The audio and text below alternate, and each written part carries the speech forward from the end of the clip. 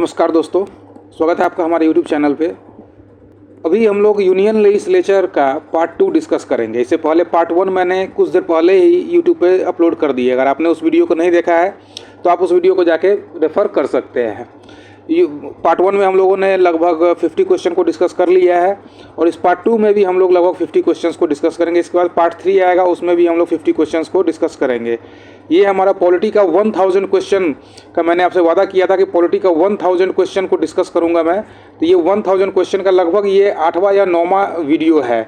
तो कुल मिला के हम लोगों ने अब तक कितने क्वेश्चन डिस्कस कर लिए हैं, तो लगभग 450 टू 500 क्वेश्चंस को हम लोगों ने डिस्कस कर लिया है। 500 क्वेश्चंस और बाकी रह गए हैं, तो वो भी मैं डिस्कस कर दूंगा। और इस मंथ के एंड तक, इस मंथ के एंड के बाद मतलब मार्च का जितना भी करंट अफेयर्स है वो भी मैं इसी चैनल पे अपलोड करूंगा। मार्च का एक वीडियो पूरा अपलोड करूंगा जिसमें मार्च का जितने मंथ का करंट अफेयर्स होगा वो मैं डिस्कस करूंगा। साथ ही मार्च का जो लास्ट वीक है, लास्ट वीक का करंट अफेयर्स भी मैं अपलोड कर दूंगा 31 तारीख से पहले। आज कितना तारीख है? आज है 28। हो सकता है कल परसों में मैं मार्च के लास्ट वीक का करंट अफेयर्स जो है इसी चैनल पे अपलोड कर दूं, वो भी आप ज़रूर देख लीजिएगा।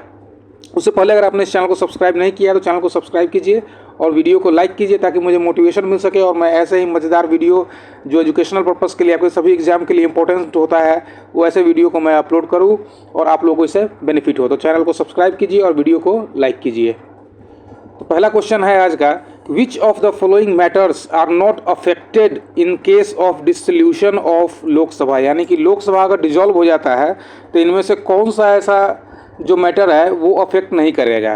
तो a bill originating and pending in Rajya Sabha, तो राज्यसभा में जो बिल ओरिजिनेट हुआ है और जो पेंडिंग है, क्या वो अफेक्ट करेगा? जी नहीं, वो अफेक्ट नहीं करेगा क्योंकि वो राज्यसभा में ही ओरिजिनेट हुआ है। अभी तक पेंडिंग है, वो लोकसभा के पास गया नहीं है अभी तक। तो लोकसभा में अगर वो चला जाता तो वो बिल लैप्स हो जाता, लेकिन चूंकि वो राज्यसभा में ही है तो जैसे ही नया लोकसभा आएगा, लोकसभा का गठन होगा, उसमें वो बिल जो है लोकसभा के पास रेफर किया जाएगा। तो ये ऑप्शन जो है बिल्कुल करेक्ट है। दूसरा, pending notices, motions and resolutions in the Lok Sabha. जो पेंडिंग नोटिसेज, मोशंस और रेजोल्यूशंस होते हैं वो भी अफेक्ट नहीं होते, वो लोकसभा में एज इट इज़ पड़े रहता है। जब नया लोकसभा का गठन होता है उसके बाद उस पर जो है चर्चा होती है और उसके बारे में डिस्कशन किया जाता है।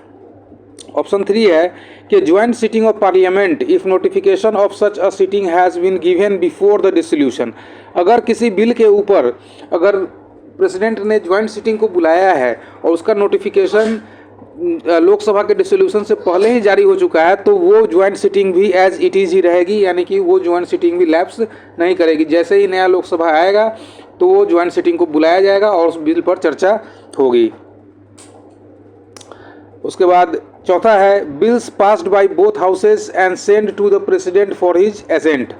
बिल्स जो बोथ हाउसेज के द्वारा पास कर दिया गया है और प्रेसिडेंट के पास भेजा गया है, वैसे बिल पर भी वैसा बिल भी जो है लैप्स नहीं करेगा क्योंकि ऑलरेडी बोथ हाउसेज द्वारा पास कर लिया गया है, वो प्रेसिडेंट के पास भेज दिया गया। तो ये ऑप्शन भी सही हो जाएगा।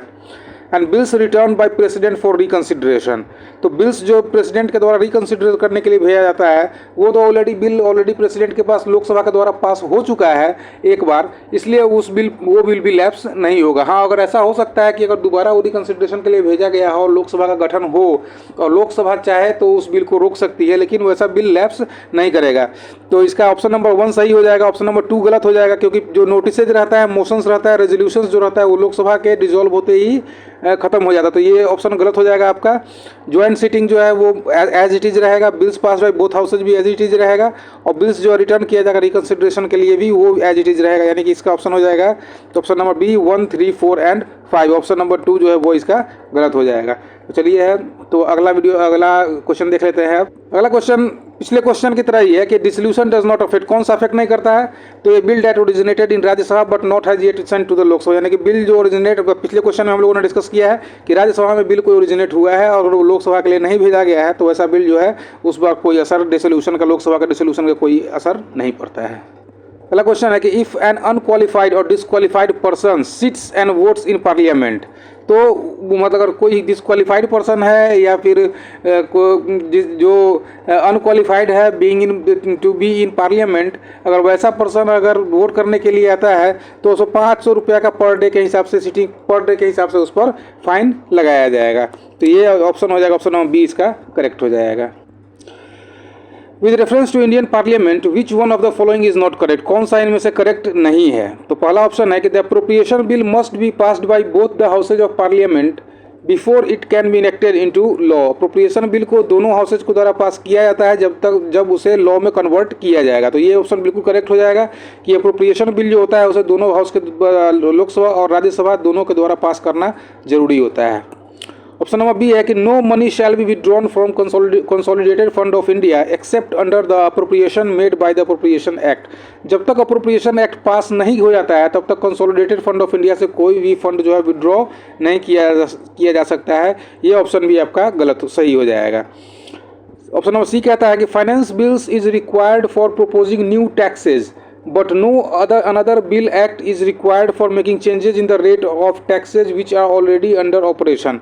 ये ऑप्शन आपका गलत हो जाएगा क्योंकि finance bill is required, finance bill की तो ज़रूरत है न्यू टैक्सेस के लिए, लेकिन ऐसा अगर दूसरा कोई चेंज अगर करना पड़ेगा तो उसके लिए भी जो है चेंज उसके लिए भी नया लॉ जो है वो नया बिल जो है वो लाना पड़ेगा। कोई भी अगर टैक्सेज में अगर कोई भी रिडक्शन करना हुआ या फिर उसे इंक्रीज करना हुआ तो उसके लिए भी नया अप्रोप्रिएशन बिल पास करना होगा। तो ये ऑप्शन जो है आपका गलत हो जाएगा, option number C. And D देख लेते हैं, no money bill can be introduced except on the recommendation of the president. ये ऑप्शन बिल्कुल सही है कि कोई मनी बिल इंट्रोड्यूस करने से पहले उसे प्रेसिडेंट का रिकमेंडेशन उसमें जरूरी होता है। बिना प्रेसिडेंट के रिकमेंडेशन के कोई भी मनी बिल जो है वो लोकसभा में इंट्रोड्यूस नहीं किया जाता है। पहला क्वेश्चन है कि the annual financial statement is caused to be laid before both houses of parliament. कौन एनुअल फाइनेंशियल स्टेटमेंट जो है वो पार्लियामेंट के सामने रखता है? तो वो रखता है प्रेसिडेंट। प्रेसिडेंट जो हमारे होते हैं वो बोथ हाउस के सामने जो है एनुअल फाइनेंशियल स्टेटमेंट को रखते हैं। अगला क्वेश्चन है कि चार्ज एक्सपेंडिचर का क्या मतलब होता है? तो चार्ज एक्सपेंडिचर का मतलब होता है कि जिस पर वोटिंग नहीं होती है पार्लियामेंट में, जैसे अगर सुप्रीम कोर्ट के जज की सैलरी है या प्रेसिडेंट की जज की सैलरी है या फिर लोकसभा स्पीकर की सैलरी है, तो ये सब जो है चार्ज एक्सपेंडिचर होते हैं। यानी कि ये ऑलरेडी इन पर वोटिंग पार्लियामेंट में नहीं हो सकती है क्योंकि ये ऑलरेडी इनको देना ही होता है। तो इन पर वोटिंग नहीं होती है, इसलिए इसे चार्ज एक्सपेंडिचर कहा जाता है। तो expenditure from the consolidated fund of India which is non votable, यानी कि उस पर वोटिंग नहीं होती है जिस फंड पर उसे चार्ज एक्सपेंडिचर कहा जाता है। अगला क्वेश्चन है कि an appropriation bill, appropriation bill क्या होता है? तो is necessary to draw money for consolidated fund of India, बिल्कुल करेक्ट है कि अभी हमने डिस्कस किया है पीछे भी कि कंसोलिडेटेड फंड ऑफ इंडिया से कोई भी पैसा निकालने के लिए आपको जो है अप्रोप्रिएशन बिल पास करना पड़ेगा। Can not be amended to vary the amount of any charge expenditure. Charge expenditure तो आपको पता ही है पीछे चार्ज एक्सपेंडिचर नॉन वोटेबल होता है, तो उसमें अमेंडमेंट नहीं होता है। Includes only the expenditure charge on the consolidated fund of India, ये ऑप्शन बिल्कुल गलत हो जाएगा। चार्ज एक्सपेंडिचर से तो केवल चार्ज एक्सपेंडिचर के लिए अप्रोप्रिएशन बिल नहीं होता है, वो जितने भी अनचार्ज एक्सपेंडिचर भी रहते हैं उसके लिए भी अप्रोप्रिएशन बिल होता है। और is required to withdraw money from, ये बिल्कुल गलत हो जाएगा क्योंकि ये कंसोलिडेटेड फंड ऑफ इंडिया से निकालने के लिए पैसा होता है। कंटीजेंसी फंड ऑफ इंडिया से निकालने के लिए अप्रोप्रिएशन बिल की जरूरत नहीं पड़ती है। कंटीजेंसी फंड से अगर पैसा जब भी निकालना पड़ेगा ना, तो जैसे कोई कंटीजेंसी आती, जैसे बाढ़ आ गया, जैसे अर्थक्वेक आ गया, तो उसमें कंटीजेंसी फंड ऑफ इंडिया से पैसा निकाला जाता है और बाद में उसी फंड में उतना पैसा को जमा कर दिया जाता है। इसका ऑप्शन हो जाएगा ऑप्शन नंबर सी। अगला क्वेश्चन है कि which union territories are represented. Rajya Sabha में कौन कौन से यूनियन टेरिटरी को रिप्रेजेंटेशन मिलता है? तो राज्यसभा में केवल 2 ही यूनियन टेरिटरी को आज तक रिप्रेजेंटेशन मिला है, वो है दिल्ली और पुदुचेरी, क्योंकि इन्हीं के पास लेजिस्लेटिव असेंबली है, बाकी सबके पास लेजिस्लेटिव असेंबली नहीं है इन दोनों के पास, इसलिए इन्हीं दोनों को अभी तक राज्यसभा में रिप्रेजेंटेशन मिला है। तो सही ऑप्शन हो जाएगा दिल्ली एंड पुदुचेरी, इनको दोनों यूनियन टेरिटरीज को राज्यसभा में रिप्रेजेंटेशन मिला हुआ है। अगला क्वेश्चन है consider the following statements on financial bill and which is correct. Financial bill के बारे में सही ऑप्शन को बताना है। तो इसका पहला question, it is same as money bill. तो ये मनी बिल की तरह नहीं होता, फाइनेंशियल बिल के अंदर ही मनी बिल आता है, लेकिन फाइनेंशियल बिल होता है फाइनेंशियल बिल 1, फाइनेंशियल बिल 2। तो फाइनेंशियल बिल 1 में जो होता है वो मनी बिल आता है, फाइनेंशियल बिल 2 में जो है वो मनी बिल नहीं आता है। तो यानी कि it is same as money bill, ये तो गलत हो जाएगा। It can be introduced only in Lok Sabha. तो हाँ, ये बिल्कुल फाइनेंशियल बिल जो है जितने भी है वो केवल लोकसभा में इंट्रोड्यूस किया जाता है। It can be amended in Rajya Sabha, ये गलत है, राज्यसभा उसको अमेंड नहीं कर सकता है, उसमें मॉडिफिकेशन प्रपोज कर सकता है, लेकिन वो भी सिर्फ प्रपोज कर सकता है, वो लोकसभा पे डिपेंड करता है कि उस मॉडिफिकेशन को एक्सेप्ट करे या फिर ना करे। It can not B introduced except on the recommendation of the president, ये बिल्कुल सही है कि ये बिना प्रेसिडेंट के रिकमेंडेशन को इंट्रोड्यूस नहीं किया जा सकता, यानी कि इसका ऑप्शन हो जाएगा option number 2 and option number 4 इसका करेक्ट हो जाएगा। Option number B is the correct answer. अगला क्वेश्चन है कि as a result of prorogation which of the following is not, prorogation के समय में कौन सा अफेक्ट नहीं कर सकता है। अभी हमने पीछे भी डिस्कस किया था कि resolution motions and notices, Lok Sabha के लैप्स होते ही, लोकसभा अगर डिजोल्व हो जाता है तो रेजोल्यूशंस मोशंस एंड नोटिसेज जो है वो भी डिजोल्व हो जाती है। तो ऑप्शन नंबर बी इसका करेक्ट हो जाएगा, क्योंकि बी जो है बिल्स जो है वो उस पर कोई अफेक्ट नहीं पड़ता है। जैसे ही लोकसभा का पुनर्गठन होगा, लोकसभा फिर से गठित होगी, तो बिल्स जो है उन्हें उधर पेश किया जाएगा। अगला क्वेश्चन है members of the Rajya Sabha are, Rajya Sabha के मेंबर तो इलेक्टेड इनडायरेक्टली, राज्यसभा के मेंबर जो है उन्हें इनडायरेक्टली इलेक्टेड किया जाता है प्रोपोर्शनल मेथड के द्वारा, प्रोपोर्शनल मेथड के द्वारा जो है उन्हें इलेक्ट किया जाता है। तो इसका सही ऑप्शन हो जाएगा ऑप्शन नंबर है इलेक्ट इनडायरेक्ट। अगला क्वेश्चन है कि the two houses of parliament enjoy coequal power in all sphere, दोनों पार्लियामेंट जो है, जो लोकसभा और राज्यसभा, वो इक्वल मैटर्स उन्हें इक्वल पावर दिया गया है, एक्सेप्ट कहाँ इक्वल पावर नहीं दिया गया। तो सबसे पहला नंबर दिया गया है फाइनेंशियल मैटर्स में। मनी बिल जो है, मनी बिल वो केवल लोकसभा में ही इंट्रोड्यूस किया जा सकता है, वो राज्यसभा में इंट्रोड्यूस नहीं किया जा सकता है। तो यहाँ पर राज्यसभा की पावर जो है लोकसभा से कम होती है। और responsibility of council of ministers, जो काउंसिल ऑफ मिनिस्टर्स होते हैं वो लोकसभा के प्रति उत्तरदायी होते हैं, इसलिए यहाँ भी राज्यसभा का पावर जो है वो लोकसभा से कम होता है। बाकी अमेंडमेंट प्रोसीजर अगर देखा जाए तो कोई भी बिल जो है जब भी वो आएगा तो वो लोकसभा और राज्यसभा दोनों में पास होना चाहिए। और इलेक्शन ऑफ प्रेसिडेंट में लोकसभा और राज्यसभा के जितने भी रिप्रेजेंटेटिव है दोनों भाग लेते हैं, इसलिए ऑप्शन नंबर 3 और 4 में तो राज्यसभा का पावर लोकसभा के बराबर है, लेकिन ऑप्शन नंबर 1 और 2 में राज्यसभा का पावर लोकसभा के अपेक्षा कम है। अगला क्वेश्चन है कि joint sitting of parliament bill को पास करना है तो ज्वाइंट सिटिंग जो होती है उसमें कैसे बिल पास होती है। तो उसमें होती है सिंपल मेजोरिटी के द्वारा। जितने मेंबर्स वहाँ प्रेजेंट है और वोटिंग कर रहे हैं, यानी कि अगर 243 मेंबर अगर प्रेजेंट एंड वोटिंग कर रहे हैं, तो अगर 122 अगर किसी बिल के पक्ष में अगर वोट पड़ जाता है तो वो बिल को पास समझा जाएगा। तो इसका सही ऑप्शन हो जाएगा कि सिंपल मेजोरिटी के द्वारा, और जितने मेंबर्स वहाँ पे प्रेजेंट एंड वोटिंग है उनके द्वारा जो है वो ज्वाइंट सिटिंग में बिल जो पास किया जाता है। अगला क्वेश्चन है the privileges enjoyed by the members of parliament individually, जो प्रिविलेज जो मेंबर्स ऑफ पार्लियामेंट को दिया जाता है वो क्या है। तो वो है freedom of attendance as witness while parliament is in session, यानी कि अगर पार्लियामेंट अगर सेशन में है तो वो एज अ विटनेस कोर्ट में नहीं जा सकते हैं, वो कोर्ट में जाने के लिए मना भी कर सकते हैं। ये प्रिविलेज जो है वो जो पार्लियामेंट के मेंबर होते हैं उन्हें पर्टिकुलरली दिया जाता है, यानी कि वो एज अ विटनेस कोर्ट में नहीं जाने से इनकार भी कर सकते हैं जब पार्लियामेंट सेशन में होगा तब। अगला क्वेश्चन है कि on what grounds can a person be disqualified as a voter, किस ग्राउंड पे पर्सन को वोटर जो है वो डिस्क्वालिफाइड हो सकता है। तो सबसे पहला है इसका अनसाउंडनेस ऑफ माइंड, यह बिल्कुल करेक्ट है। माइंड अगर अनसाउंड होगा तो एज उसको वोटर से डिस्क्वालीफाई किया जा सकता है। करप्ट और इलीगल प्रैक्टिसेस में अगर वो है तो भी उसे वोटर की लिस्ट से डिस्क्वालीफाई किया जा सकता है, या फिर क्राइम में ही पाया जाता है तब भी उसे वोटर की लिस्ट से डिस्क्वालीफाई किया जा सकता है। नॉन रेसिडेंस, अगर इंडिया का नॉन रेसिडेंस है तब भी उसे वोटर की लिस्ट से बाहर किया जा सकता है, यानी कि 4 के 4 ऑप्शन सही है। Option number D is the correct answer. अगला क्वेश्चन है who among the following has the final power to maintain order with the house of people. House of people मतलब लोकसभा। लोकसभा में फाइनल किसका पावर होता है, तो फाइनल पावर होता है स्पीकर का। लोकसभा के अंदर में जितना भी order maintenance, law and order maintain करने की जिम्मेदारी जो होती है वो लोकसभा के स्पीकर की होती है। सही ऑप्शन हो जाएगा ऑप्शन नंबर सी। अगला क्वेश्चन है deputy chairman of Rajya Sabha can be removed by a resolution. तो जो राज्यसभा के डिप्टी चेयरमैन उन्हें कैसे बाहर किया जा सकता है, उन्हें कैसे रिमूव किया जा सकता है, तो सिंपल मेजोरिटी के द्वारा। जैसे लोकसभा के स्पीकर को भी सिंपल मेजोरिटी के द्वारा ही रिमूव किया जा सकता है, वैसे ही राज्यसभा के मेंबर को भी, राज्यसभा के डिप्टी चेयरमैन को भी सिंपल मेजोरिटी के द्वारा रिमूव किया जा सकता है। तो सही ऑप्शन हो जाएगा option number B is the correct answer.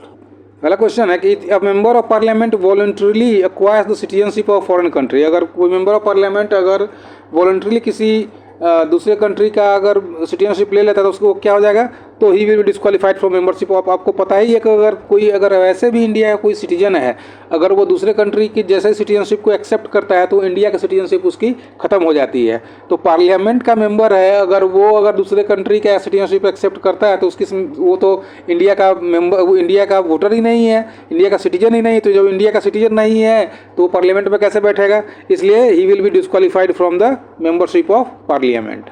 अगला क्वेश्चन है कि which of the following is not, इनमें से कौन सा कथन सही नहीं है। A person can be member of both houses of parliament, बिल्कुल गलत है। मेंबर जो है या तो लोकसभा का मेंबर हो सकता है या फिर राज्यसभा का हो सकता है, दोनों का मेंबर नहीं हो सकता है। अगर वो लोकसभा का दोनों का मेंबर है तो उसे 6 महीने के अंदर में किसी न किसी लोकसभा या राज्यसभा से रिजाइन करना पड़ेगा।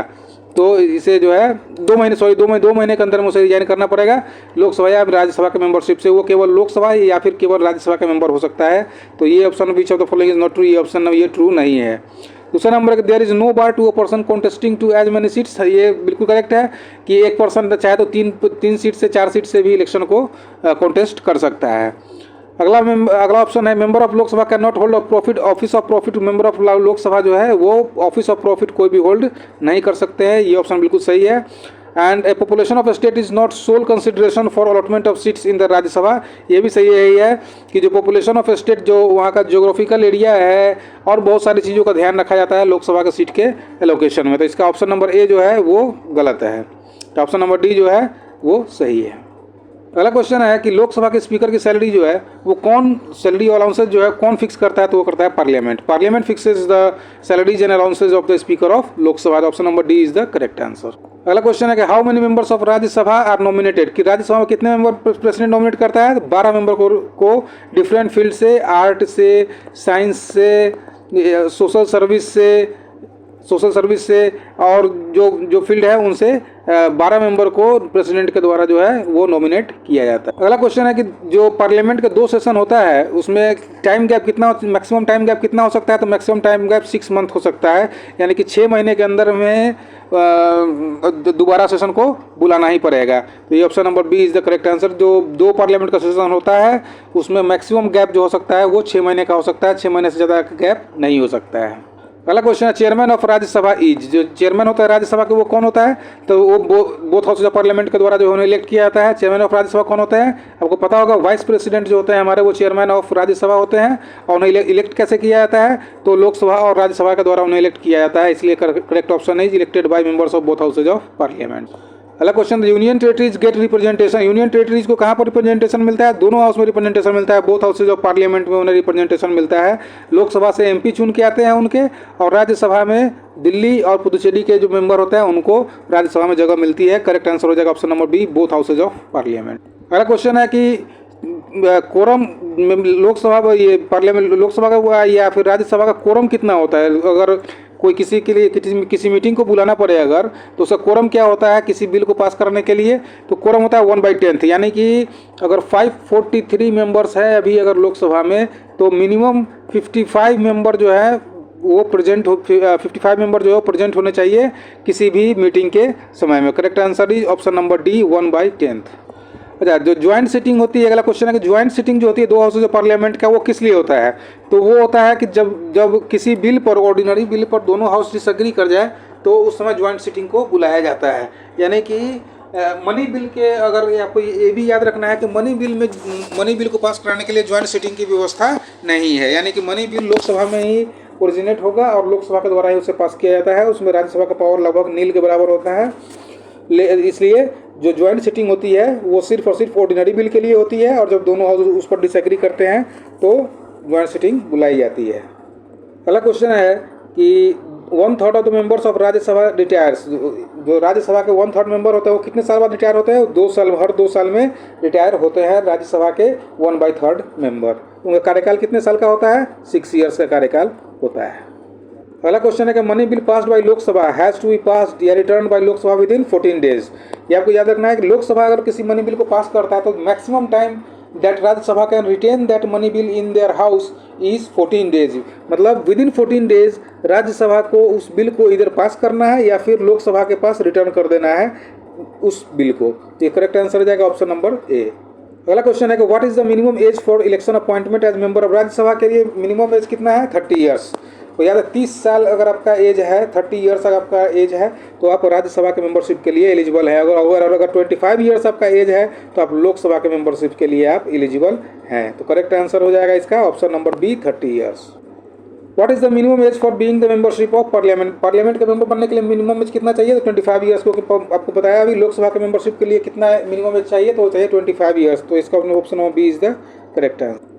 अगला क्वेश्चन है कि which of the following best defines the parliamentary term crossing the floor. Crossing the floor का क्या मतलब होता है? क्रॉसिंग द फ्लोर का मतलब होता है कि जो अपोजिशन पार्टी होती है उसको छोड़ के आप अगर जो पार्टी इन पोजीशन में रहता है अगर उसमें अगर आप आ जाते हैं तो उसे कहा जाता है क्रॉसिंग द फ्लोर, यानी कि leaving the opposition to join the party in power, या फिर पार्टी इन पावर को लीव करके आप अगर ऑपोजिशन में चले जाते हैं तो उसे कहा जाता है क्रॉसिंग द फ्लोर, यानी कि option number A is the correct है। अगला क्वेश्चन है when can the speaker exercise his right to vote in house. जब स्पीकर जो है वो एक्सरसाइज कब कर सकता है अपने पावर को, राइट टू वोट का? तो जब कोई अगर इक्वालिटी ऑफ वोट्स हो जाए, जब किसी अगर बिल में अगर किसी भी अगर इवन अगर स्पीकर को हटाना भी है अगर उसमें अगर इक्वालिटी ऑफ वोट्स हो जाए अगर, तो उस समय स्पीकर अपने राइट टू वोट का पावर इस्तेमाल कर सकते हैं, यानी कि सही ऑप्शन हो जाएगा only in the event of equality of votes. अगला क्वेश्चन है कि prorogation of the house means. House को प्रोरोगेट करने का मतलब क्या हो जाएगा? प्रोरोगेट करने का मतलब होता है कि वो सेशन जो है हाउस का वो टर्मिनेट हो गया है, यानी कि अगर जैसे विंटर सेशन है तो उसका प्रोरोगेट करने का मतलब ये होता है कि विंटर सेशन यहीं पे समाप्त हो गया है, यानी कि option number B is the correct answer. The house of the session of the house has been terminated is the correct answer. अगला क्वेश्चन है कि which of the following is true. कौन सा इसमें से कथन सही है? तो bill pending in Rajya Sabha which has not been passed by Lok Sabha lapses on dissolution of the Lok Sabha. अभी हम पहला क्वेश्चन ही हम लोगों ने डिस्कस किया है कि वो लैप्स नहीं करता है। कोई भी बिल अगर राज्यसभा में अगर पेंडिंग है और वो लोकसभा अगर डिजोल्व हो जाती है तो वो बिल लैप्स नहीं करता है, यानी कि ऑप्शन नंबर ए जो है इसका गलत हो जाएगा। Option number B the president has notified about the intention to summon a joint sitting on a bill, the bill does not lapse even if the Lok Sabha dissolve. यह हमने पिछले क्वेश्चन में पीछे ही डिस्कस किया है कि अगर ज्वाइंट सिटिंग बुलाने का आदेश अगर प्रेसिडेंट ने दे दिया है और इवन लोकसभा का डिजॉल्व हो जाती है तो वो ऑर्डर जो है वो कंटिन्यू रहेगा। अगर जब नया लोकसभा का गठन होगा उसके बाद ज्वाइंट सिटिंग को फिर से दोबारा बुलाया जाएगा, यानी कि option B is the correct answer. अगला क्वेश्चन है स्पीकर में भी स्पीकर को कैसे रिमूव किया जा सकता है? तो स्पीकर को रिमूव किया जा सकता है सिंपल मेजोरिटी के द्वारा और 14 डेज का नोटिस देके, यानी कि by resolution of the house moved after 14 days clear notice and passed by majority of all the other members of the house, यानी कि 14 दिन का नोटिस देने के बाद लोकसभा के मेंबर को रिमूव किया जा सकता है सिंपल मेजोरिटी से उसे पास करके, यानी कि the total number of persons present and voting का 50% अगर उसके अगेंस्ट में वोट हो जाती है तो स्पीकर जो है वो रिमूव्ड समझे जाएंगे। अगला क्वेश्चन है कि मैंने resolution for his removal is under consideration. Speaker जब स्पीकर के अगेंस्ट में उन्हें रिमूव करने के लिए कोई रेजोल्यूशन अगर पेंडिंग है तो स्पीकर क्या कर सकता है? Does not take part in proceeding of the house. ये ऑप्शन जो है वो गलत है, वो प्रोसीडिंग ऑफ हाउस में हिस्सा ले सकते हैं। Has no right to vote, ये भी गलत है, उन्हें राइट टू वोट भी रहता है। ये option number 3 is the correct answer. Has a right to speak in house even though that he shall not preside. ये option number 3 is the correct हो जाएगा कि उन्हें हाउस में बोलने का अधिकार रहेगा even though he shall not, वो प्रिजाइड नहीं कर सकते हैं। तो ये जो है ये ऑप्शन सही हो जाएगा। Correction number 3 is the correct answer. अगला क्वेश्चन है Rajya Sabha is less powerful than Lok Sabha in terms of financial powers because जो राज्यसभा है उसको लोकसभा के बारे में लोकसभा के संदर्भ में कम पावर है फाइनेंशियल मैटर में। क्यों? पहला number it does not participate in passing of the money bill. आपको पता ही है कि राज्यसभा जो है मनी बिल में पास नहीं कर सकता है और कोई मनी बिल वहाँ पर इंट्रोड्यूस भी नहीं होता है, यानी कि न राज्यसभा में मनी बिल इंट्रोड्यूस होता है न राज्यसभा मनी बिल के पासिंग में कोई पार्टिसिपेट करता है, इसलिए उसकी पावर जो है वो कम होती है। इसलिए करेक्ट आंसर हो जाएगा बोथ ऑफ द अबव। अगला क्वेश्चन है whose function is to see that no money is spent out of consolidated fund of a state without the authority of legislature. ये किसका जिम्मेदारी होता है? Controller and auditor general CAG का ये power होता है कि भैया बिना बिल पास किए हुए आप कंसोलिडेटेड फंड ऑफ इंडिया से 1 रुपया भी नहीं निकाल सकते हैं। ये होता है power controller and auditor general का। जब पब्लिक अकाउंट्स कमेटी का जब मीटिंग होता है उसमें भी ये चीज़ C&AG जो है इस चीज़ को देखता है। अगला क्वेश्चन है विच one of the following statement is not correct. कौन सा स्टेटमेंट जो है वो सही नहीं है? तो पहला आप स्टेटमेंट देख लेते हैं। In Lok Sabha no confidence motion has to set out the grounds on which it is based. ये ऑप्शन बिल्कुल करेक्ट है इसका कि ये लोकसभा में नो कॉन्फिडेंस मोशन को जो है ये ग्राउंड्स है उसी को बेस्ड होना चाहिए। ये ऑप्शन गलत है क्योंकि इसे नो कॉन्फिडेंस मोशन जो है नो कॉन्फिडेंस मोशन में इसकी ज़रूरत नहीं पड़ती है, किसी ग्राउंड की ज़रूरत नहीं पड़ती है। नो कॉन्फिडेंस मोशन अगर किसी पार्टी के अगेंस्ट में लाया जाता है और वो पास हुआ था that party has to resign. The prime minister and the council of minister has to resign. तो ये ऑप्शन जो जाएगा ऑप्शन नंबर ए जो हो जाएगा ये गलत हो जाएगा। ऑप्शन नंबर बी देख लेते हैं। In case of no confidence motion in Lok Sabha no conditions for admissibility has been laid down, ये बिल्कुल सही है, कोई कंडीशन उसके लिए नहीं दी गई है। ये no motion of no confidence once admitted has to be taken up within 10 days, ये बिल्कुल सही है। 10 दिन के अंदर में उस पर जो अगर लोकसभा के स्पीकर अगर नो कॉन्फिडेंस मोशन को एडमिट कर लेते हैं तो विद इन 10 days उसको जो है लीव ग्रांटेड करनी पड़ेगी। And Rajya Sabha is not empower to entertain a motion of no confidence, ये भी बिल्कुल करेक्ट है, ये लोकसभा में ही पास होता है।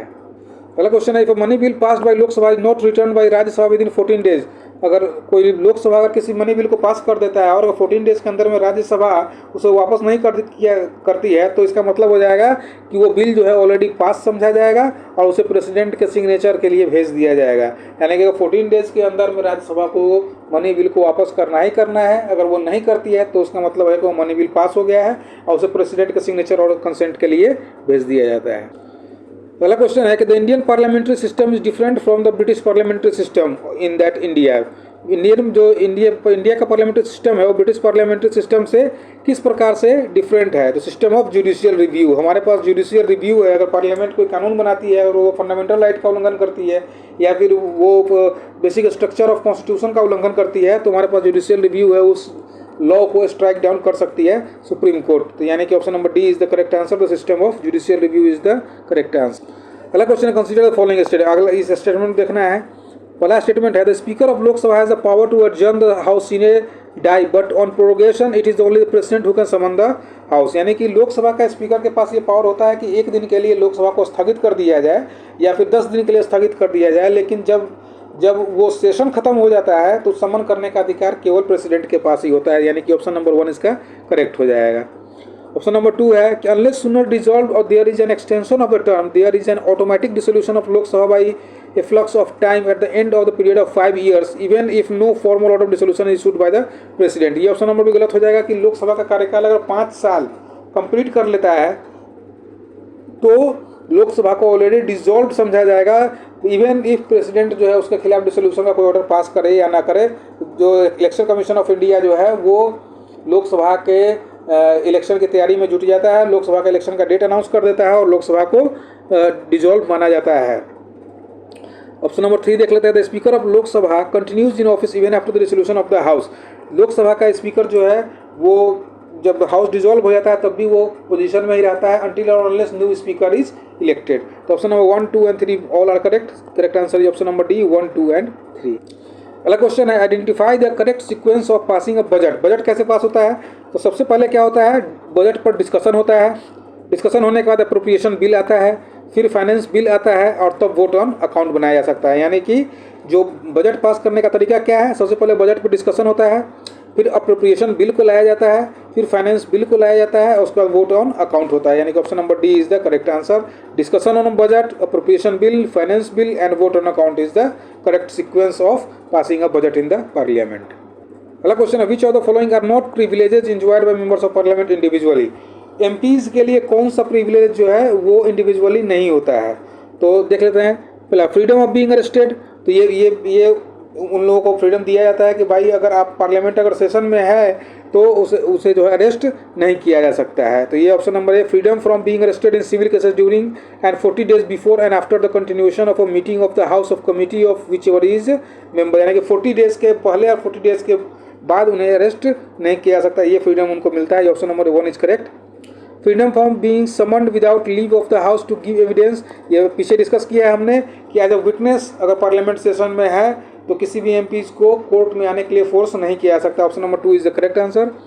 Option number 3, unlimited freedom of speech providing immunity from court action for anything said in the house, unlimited freedom of speech ये तो गलत हो जाएगा कि अनलिमिटेड फ्रीडम ऑफ स्पीच तो किसी को नहीं दिया गया है आज तक पूरे इंडिया में, तो ये जो है ये ऑप्शन गलत हो जाएगा। And freedom to publish debates and proceedings of the house, ये भी उनका एमपीज को जो इंडिविजुअली पावर नहीं दिया गया, freedom of publish debates and proceedings of ये स्पीकर का अधिकार होता है। तो ऑप्शन नंबर 2 इसका गलत, ऑप्शन नंबर 3 एंड 4 जो है इसका गलत हो जाएगा, correct answer option number C. अगला क्वेश्चन है, which of the following conditions must be fulfilled before a bill for altering the area of state is introduced, किसी भी स्टेट के एरिया को अगर ऑल्टर करना है तो कौन सा कंडीशन फुलफिल होना चाहिए। तो देख लेते हैं, bill must be recommended by president, बिल्कुल करेक्ट है। अगर किसी भी स्टेट के एरिया को अगर ऑल्टर करना है तो वो बिल जो है प्रेसिडेंट के द्वारा रिकमेंडेड होना चाहिए। दूसरा, president should have referred it to the concern state legislature before recommending it, ये भी बिल्कुल करेक्ट है। प्रेसिडेंट को उस बिल को उस स्टेट लेजिस्लेचर के पास भेजना है कि भाई आपके स्टेट के एरिया में रिडक्शन या फिर आपके स्टेट के एरिया में ऑल्टरेशन होने वाला है, आपकी उस पर क्या डिस्कशन है। स्टेट लेजिस्लेचर, ऑप्शन नंबर 3 है, state legislature must have given is consent, ये ऑप्शन गलत हो जाएगा, क्योंकि स्टेट लेजिस्लेचर का कंसेंट की आवश्यकता नहीं होती। अगर स्टेट लेजिस्लेचर उसके अगेंस्ट में भी अगर वोटिंग करता है, अगर बोलता है कि नहीं हमारे स्टेट की एरिया को ऑल्टर नहीं किया जा सकता है, तब भी उस बिल को पास ही समझा जाएगा। यानी कि ऑप्शन नंबर 1 और 2 is correct. Option number 3 state legislature के कंसेंट की जरूरत उसमें नहीं पड़ती है। अगला क्वेश्चन है, which of the following actions are not performed by president के द्वारा कौन सा एक्शन जो है परफॉर्म नहीं किया सकता है। तो सही हो जाएगा option number C, dissolving the Rajya Sabha, क्योंकि राज्यसभा को डिजोल्व किया ही नहीं जाता है, तो प्रेसिडेंट क्या राज्यसभा को डिजोल्व करेंगे। प्रोरोग पार्लियामेंट को करना, ज्वाइंट सिटिंग को बुलाना और बजट को पार्लियामेंट के सामने पेश करना, ये सब प्रेसिडेंट का पावर होता है। अगला क्वेश्चन है, total number of members in a legislative council should not exceed the legislative assembly bye, यानी कि लेजिस्लेटिव असेंबली में अगर 240 मेंबर है तो लेजिस्लेटिव काउंसिल में 81 मेंबर नहीं हो सकता है।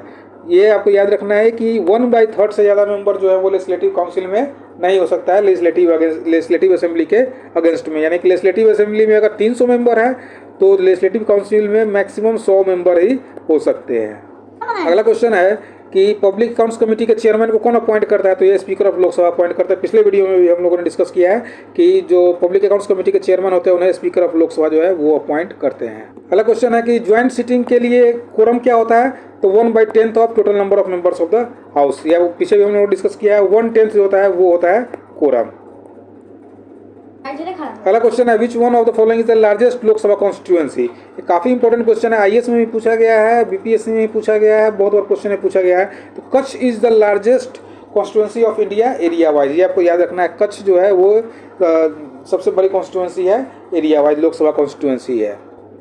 तो इस तरह से हम लोगों ने अभी 50 क्वेश्चन को डिस्कस किया। अगर आपको वीडियो अच्छा लगा हो तो वीडियो को लाइक करें और चैनल को सब्सक्राइब करें, अपने दोस्तों के बीच शेयर करें, और जो इसका पार्ट 3 है वो कल तक मैं अपलोड कर दूंगा।